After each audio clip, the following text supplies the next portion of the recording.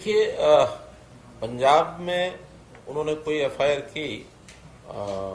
Bharatiya Janata party के ये कार्यकर्ता सतेंद्र बग्गा और बिना किसी आधार के एक चुनावी सभा में कोई बात भाषण किया गया, उसको लेकर के एक एफआईआर कर दी गई। और उस एफआईआर के बाद आज उन्होंने दिल्ली पुलिस को बिना बताए और उनको सुबह 5 बजे कुछ लोग गए।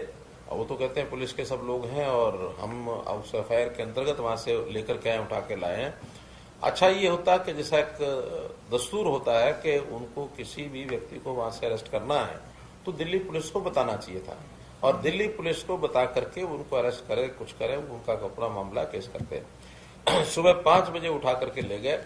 तब उनके पिताजी ने वहां एक एफआईआर कराई कि मेरे बेटे का अपहरण हो गया है, किडनैप हो गया है, और वो एक गाड़ी इस प्रकार की ये है, उसमें कुछ लोग आए, उठा करके ले गए। और उन्होंने हरियाणा पुलिस को इन्फॉर्म किया कि हमें जो जानकारी मिली है कि पंजाब के कुछ लोग थे लेके गए हैं।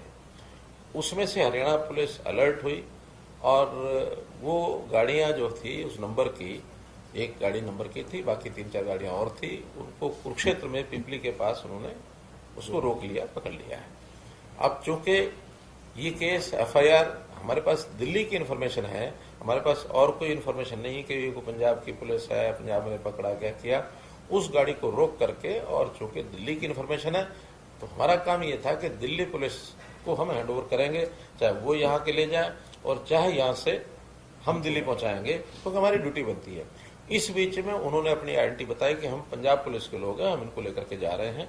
तो हमारा काम यही था कि हमें चूंकि इन्फॉर्मेशन दिल्ली पुलिस की है, दिल्ली पुलिस को हैंडओवर किया है, आप या तो दिल्ली पुलिस से ले लें या वहां से दोबारा जाकर के अरेस्ट करें, लेकिन दिल्ली की पुलिस को इन्फॉर्म करने के लिए वो जरूरी था। हमारा काम हमने किया।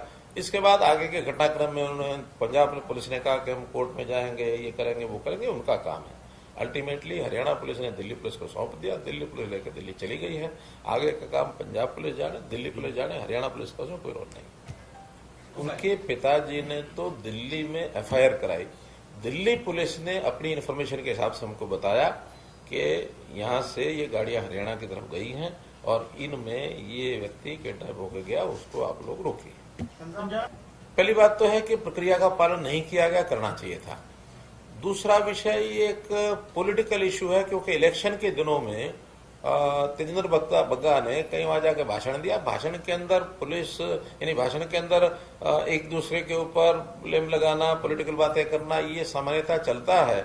और इसमें कोई घटना होती भी है तो चुनाव आयोग के संज्ञान में आती है, बाद में पुलिस उसको देखती है और एक सहज रूप से एक चार्जशीट बनती है, उसमें कहीं छूटता है, कोई होता है, किसी को वार्निंग मिलती है, कुछ भी होता है। पॉलिटिकल इश्यूज इस प्रकार से ज्यादा चला नहीं करते हैं।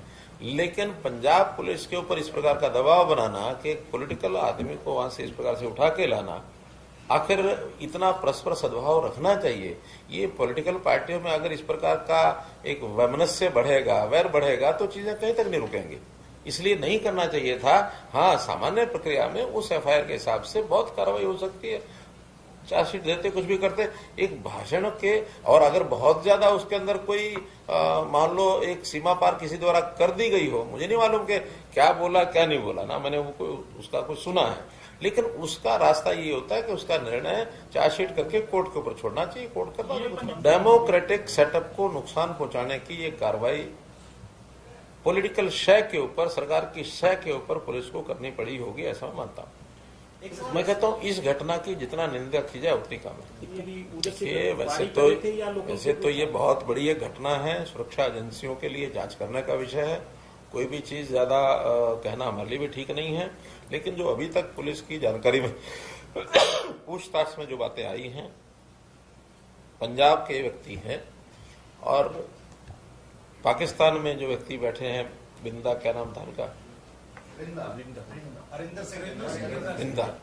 इंडा, वहां से इन्होंने ये सामान सप्लाई किया है और जानकारी ये मिली है कि ड्रोन के द्वारा सप्लाई की गई है।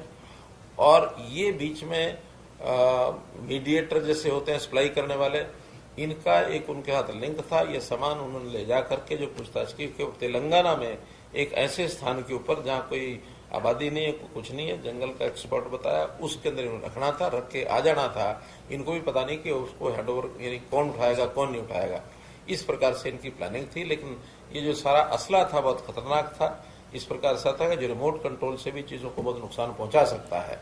वो आईबी की इन्फॉर्मेशन थी। अब आईबी की इन्फॉर्मेशन के बाद हरियाणा पुलिस अलर्ट हुई और अलर्ट होने के बाद इनको बस्ताड़ा करनाल में पकड़ा और पकड़ करके मैं समझता हूँ कि बहुत बड़ा एक कोई साजिश के तहत ये जो सारा काम किया जा रहा था उसका भंडाफोड़ हुआ है।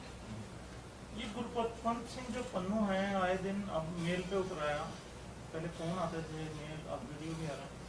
इसका कोई एजेंसी से बात नहीं किया हरियाणा, क्योंकि आपको ही टारगेट करके वो लेता है, इसका कोई कुछ बंदोबस्त किया जाए? देखिए, जो नेशनल लेवल पर, इंटरनेशनल लेवल पर जो चीजें होती हैं निश्चित रूप से उसका जो सुरक्षा एजेंसियां वो उसका संज्ञान ले ही रही होंगी, ऐसा नहीं ले रही होंगी, लेकिन कुल मिलाकर के ये हरियाणा के उस दायरे में नहीं आता है।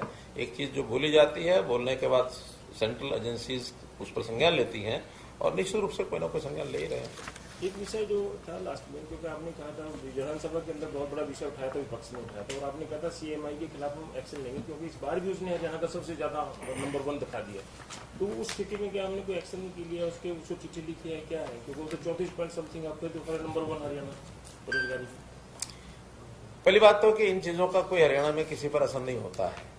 इसमें कांग्रेस भी बढ़ चढ़ करके और अपने आप को व्याख्यान करने के लिए जैसे बहुत बड़ी हितैषी की बात कर रहे हैं। आखिर हम भी लगातार अपने नजर रखे हुए हैं कि हमारे लोगों को कैसे रोजगार मिले, कैसे काम मिले।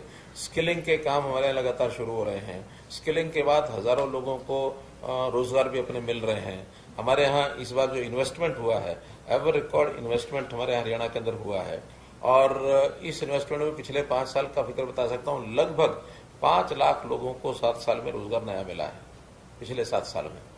तो ये रोजगार प्राइवेट मिलता है, कोई लोग सेल्फ अपने काम में भी लगते हैं, अपने घरेलू काम परंपरा जो उनके यानी पुश्तैनी काम होते हैं उसमें लगते हैं।